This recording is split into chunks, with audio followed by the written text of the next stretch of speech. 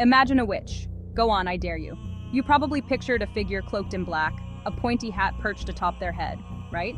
The image is so ingrained in our minds, so instantly recognizable, that it transcends time and culture. But have you ever stopped to wonder why? Why a hat? Why a black dress?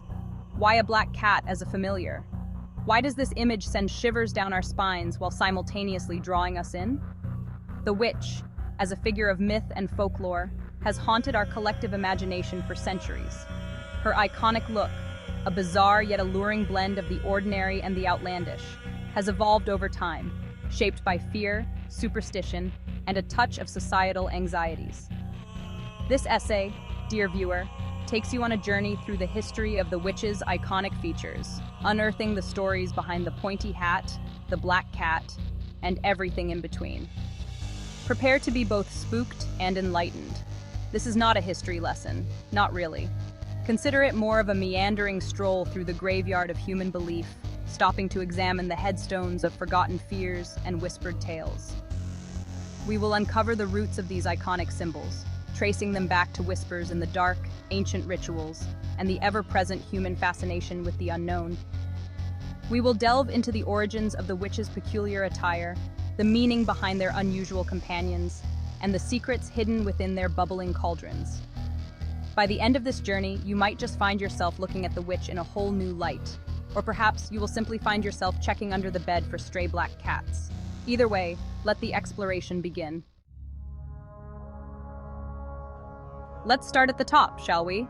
The witch's hat, that pointed beacon of sorcery, has a surprisingly complex history, one that extends far beyond Halloween costumes and Hollywood stereotypes.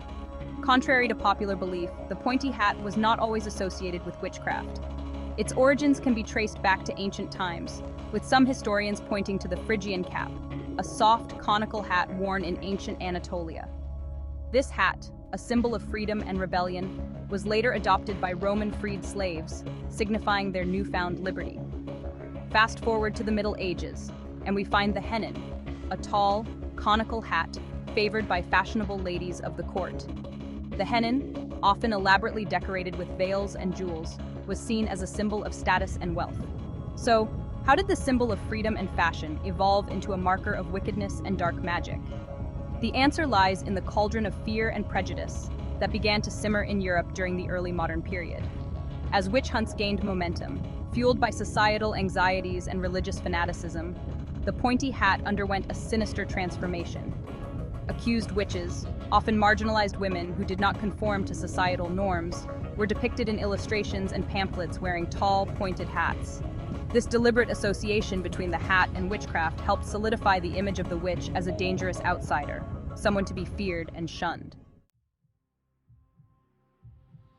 Now, let's talk about the witch's signature style, the long, flowing black dress. While it is easy to dismiss this as a purely aesthetic choice, a way to enhance the witch's air of mystery and menace, the reality is far more nuanced. The association between women and black clothing has a long and complicated history, often intertwined with themes of mourning, piety, and social rebellion. In medieval Europe, for instance, black dye was expensive and therefore associated with wealth and status. Widows, often required to wear black for extended periods, were seen as figures of both sorrow and societal power. Similarly, certain religious orders adopted simple, dark clothing as a way to renounce worldly possessions and embrace a life of spiritual devotion.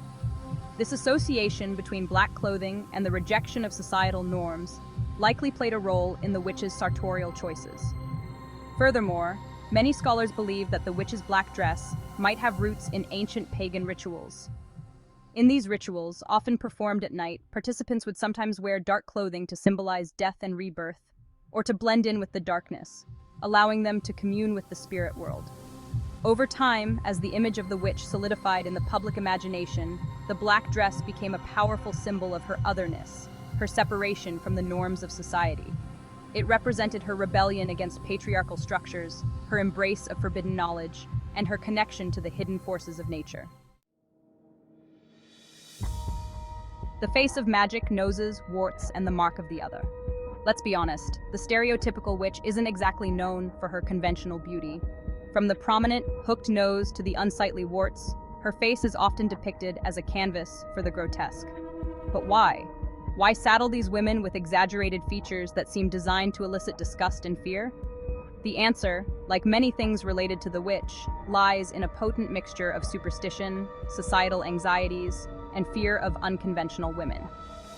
The hooked nose, often associated with Jewish people in anti-Semitic propaganda, became a way to demonize and otherize women accused of witchcraft. This feature, along with the wart, was seen as a physical manifestation of inner ugliness, a mark of the devil himself. These features were used to reinforce the idea that witches were not just different, but inherently evil, their physical appearance reflecting their corrupt souls. Interestingly, the wart, that small, bumpy blemish, also carries a surprisingly rich history. In some cultures, warts were believed to be caused by the touch of a toad or a witch, further solidifying the connection between these creatures and the world of magic. A wart was known as the witch's mark, that witch hunters would look for on the body of a suspected witch. Supposedly, a witch would feed their demonic familiar, such as cat or toad, from this part of her body. The Middle Ages were a superstitious time. Witches were thought to be a range of different ages, but eventually the stereotype of the old witch or hag, who would have warts and wrinkles, developed, along with having unruly hair, a black conical hat, and a long, pointy nose. As far as witches having green skin, you can thank the 1939 film The Wizard of Oz for that. When Metro-Goldwyn-Mayer decided to film The Wizard of Oz in Technicolor, the studio executives encouraged the production staff to use as much color as possible. Thus, the Wicked Witch of the West was not only portrayed with a pointy black hat, a black dress, and a long pointy nose, but also portrayed with green skin. Okay, we started from the top with pointy black hats. Now, let us get to the bottom, shall we? Guess what type of shoes or boots witches wear? Yes, you guessed it right. They wear a pair of pointed-toe black shoes or boots. Pointed-tip footwear are known as poulaines, which is a word that evolved from the French term from Poland. These sharp shoes were all the rage in Europe from the 14th to 16th centuries. However, like many fashion trends, poulaines were not without controversy. The Catholic Church, followed by the Anglican Church, regarded the pointed toes of the shoes as phallic and contributing directly to people's sexual proclivities.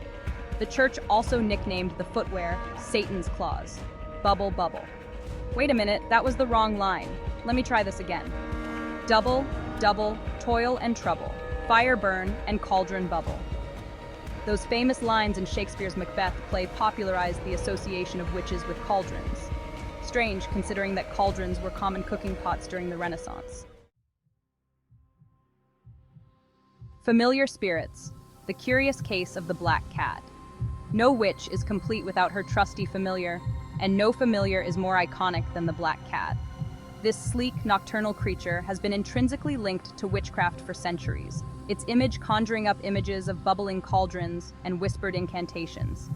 The association between cats and witchcraft dates back to ancient Egypt, where cats were revered as sacred animals, associated with the goddess Bastet. Bastet, a feline deity associated with protection, fertility, and motherhood, was often depicted as a woman with the head of a cat.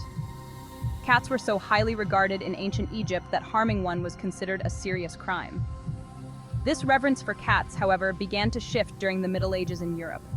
As Christianity spread, pagan beliefs and practices were demonized, and the cat, once a symbol of divinity, found itself cast in a new, more sinister light. Black cats, in particular, became associated with the devil, believed to be witches in disguise or demonic familiars sent to do their bidding. This fear of black cats, fueled by superstition and religious zealotry, led to the persecution of these animals. Countless black cats were killed during the witch hunts, often alongside the women they were accused of serving. Ironically, this persecution only served to strengthen the bond between the witch and her feline companion in the popular imagination, cementing their image as inseparable partners in magic and mischief. In conclusion, the witch archetype has evolved over centuries, embodying both fear and fascination. From ancient rituals to modern portrayals, the witch remains a powerful symbol in our collective imagination. This enduring figure, shrouded in mystery and magic, continues to captivate and challenge our understanding of power, rebellion, and the unknown. As we have journeyed through the historical tapestry of witchcraft, we have uncovered layers of cultural significance and societal fears that have shaped the witch into the complex character she is today. Whether seen as a wise woman, a malevolent sorceress, or a symbol of feminine power, the witch's story is far from over. Thank you for joining us on this journey through the origins of this iconic figure. Until next time, may your curiosity for the mystical and the magical never wane. And remember, the witching hour is always just a story away. Thank you for watching. Hope you found this video informative and entertaining. Please subscribe, like, share, and comment. We do like to know and hear your feedback. And if you have the means, please consider supporting us on Patreon, where you can get early access to our videos, and where we post bonus material. Till next time, this is Geeky Tidbits saying cheers and have a good day.